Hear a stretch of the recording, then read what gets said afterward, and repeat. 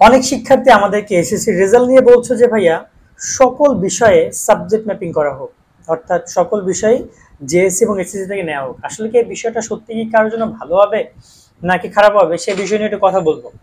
মনোযোগ দিয়ে শোনো।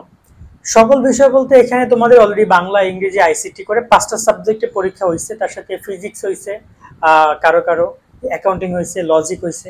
তো এখানে কারো সাবজেক্ট আছে কারো নাই। এখানে ব্যাপারটা এই যে একটু হজবরল তো হয়ে আছে, কারণ পরীক্ষা অনেকগুলো হয়েছে আবার অনেকগুলো হয় নাই। আবার কিছু কিছু বোর্ড যেমন মাদ্রাসা, কারিগরি এবং সিলেট বোর্ডের বাংলা ইংরেজি হয় নাই। এর মাঝখানে আবার অনেক উপজেলা পর্যায়ে পরীক্ষাও কিন্তু হয় নাই। মানে বলা যায় যে অনেকগুলো পরীক্ষা হয় না। এর মধ্যে আবার সাবজেক্ট ম্যাপিং এর যদি করে, সেক্ষেত্রে যারা গ্রুপ পরিবর্তন করেছে, সায়েন্স থেকে কমার্স আর্টস এসেছে, তাদের জন্য বড় একটা ঝামেলা। আবার জেএসসি তে গিয়ে দেখা যায় যে সায়েন্সে কোনো সাবজেক্ট জেএসসি তে নাই, বা গ্রুপ সাবজেক্টগুলো জেএসসি তে নাই যেগুলো এসএসসি তে আছে। তো এই জায়গায় কম্বিনেশনটা হচ্ছে না। সব মিলিয়ে সবাই বলতেছে যে এগুলো সব বাদ দিয়ে 2020 সালে যেভাবে জেএসসি থেকে 25, এসসি থেকে 75 নিয়ে ম্যাপিং করা হয়েছিল এভাবে করা হোক। যদি এমনটা হয় তাহলে দেখো, তোমরা যে কষ্ট করে পরীক্ষাগুলো দিয়েছো বাংলা ইংরেজি, যেগুলো কিন্তু এই চলতি 2 বছরের প্রিপারেশনের উপরে তোমাদের পরীক্ষা দেওয়া, বাংলা ইংরেজি আইসিটি এবং একটা গ্রুপ সাবজেক্ট, এই সাবজেক্টে সেই নম্বরগুলো কই যাবে? শিক্ষকরা সেই নম্বরগুলো দেখে তো অলরেডি বোর্ডের কাছে পাঠিয়েছে, বোর্ড সেগুলো রেডি করে বসে আছে, তারা রেজাল্ট প্রকাশ করবে। আর এখন সেই নাম্বারগুলো কই যাবে, একটা প্রশ্ন। কারণ তারা তো এই জিনিসটা কার কাছে জবাব দিবে? এটা শিক্ষার্থীরা, কত শিক্ষার্থী মানবে? কারণ অনেক শিক্ষার্থী বাংলা ইংরেজি এক্সাম অনেক ভালো হয়েছে, তাদের আগের এক্সাম গুলো ভালো হয় নাই, একটা ব্যাপার। তো এই জায়গায় সব সাবজেক্টে সাবজেক্ট ম্যাপিং করলেও শিক্ষা বোর্ডের কর্মকর্তারা বা যারা নীতি নির্ধারক রয়েছেন এবং যারা শিক্ষার্থীরা রয়েছে, শিক্ষার্থীদের বড় একটা অংশ এটার মানবে না। তো এই দাবিটা যারা করতেছো তারা তাদের মতো করে করতেই পারো, হয়তো বা অনেকেরই পরীক্ষা খারাপ গেছে, আমি মানি। কিন্তু দেখো বাস্তবতা হচ্ছে যে তুমি যে বর্তমানে যে পরীক্ষাগুলো দিয়েছো তার মূল্যায়ন তো হবেই। সেখানে যদি তুমি ফেল করো তাহলে তুমি ফেলই করবা। তুমি যদি এ প্লাস পাও তাহলে তুমি এ প্লাস, 200-তে 500 পেলে 500 দিবে তোমাকে, সমস্যা নাই। যা পাবা তাই তোমাদেরকে দিবে, এখানে এক্সট্রা কোনো অ্যাডভান্টেজ তোমাদেরকে দিবে না। কিন্তু এখানে যদি অনেকে বলতে পারো যে ভাইয়া সব সাবজেক্টে নেওয়া হোক, তাহলে এটা ফেয়ার না, এটা আনফেয়ার হবে এবং এই ডিসিশনটা অনেকের জন্য ক্ষতিকারক।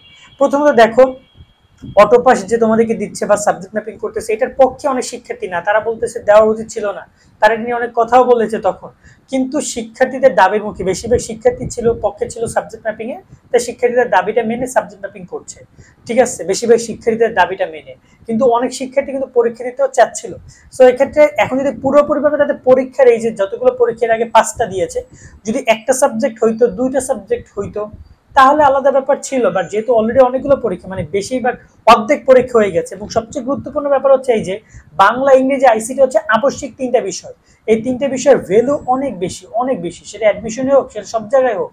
তো এই 3টে সাবজেক্ট এক্সাম যেহেতু হয়ে গেছে, তার মানে কিন্তু তোমার এই 3টে সাবজেক্ট কিভাবে বাদ দেয়, এটা অসম্ভব। এই দাবিটা করাটা মনে হয় না কোনো যৌক্তিক আছে। যারা বলতেছে অল সাবজেক্ট ম্যাপিং, তাদের বলতেছে এটা করো না। তোমাদের যদি হয়তো রেজাল্ট খারাপ হতেও পারে, কিন্তু যেটা হয়েছে, যে পরীক্ষা তুমি দিয়েছো তার উপরে তোমাকে মূল্যায়ন করছে, এমন কিছু না। তাই না? তোমাকে তো যা তুমি পরীক্ষা লিখেছো, যে মার্ক তুমি পাচ্ছ, তার উপরেই তোমার রেজাল্ট হচ্ছে। সো এই একটা ব্যাপার। দ্বিতীয়ত যে ব্যাপারটা আসছে সেটা হচ্ছে যে তোমাদের যে, যাদের যদি রেজাল্ট খারাপ হয়, তাদেরকে বলবো বিশ্ববিদ্যালয় ভর্তির ক্ষেত্রে প্রস্তুতি অনেক ইম্পর্টেন্ট, পড়াশোনা অনেক ইম্পর্টেন্ট। অনেকে এ মাইনাস পেয়েও ভালো ভালো ইউনিভার্সিটিতে ভালো ভালো সাবজেক্টে চান্স পাইছে, একমাত্র তাদের মেধার বলে। সেই জায়গায় যা পিছনে ঘটেছে সেটা তো ঘটেছে, সেটা পিছনেরটা পিছনেই রাখো, সামনে নেক্সট পড়াশোনা করো, হার্ডওয়ার্কিং করো, দেন আশা করি ভালো কিছু একটা হবে, এটা তোমরা মাথায় রাখবা। তো অল সাবজেক্টের সাবজেক্ট ম্যাপিং এই প্রসঙ্গটা মনে হয় না নেক্সট অ্যাড করা তোমাদের ঠিক হবে। আজকের মতো আমরা এখানে বিদায় নিচ্ছি। সকলে অনেক অনেক ভালো থাকবা। আল্লাহ হাফেজ।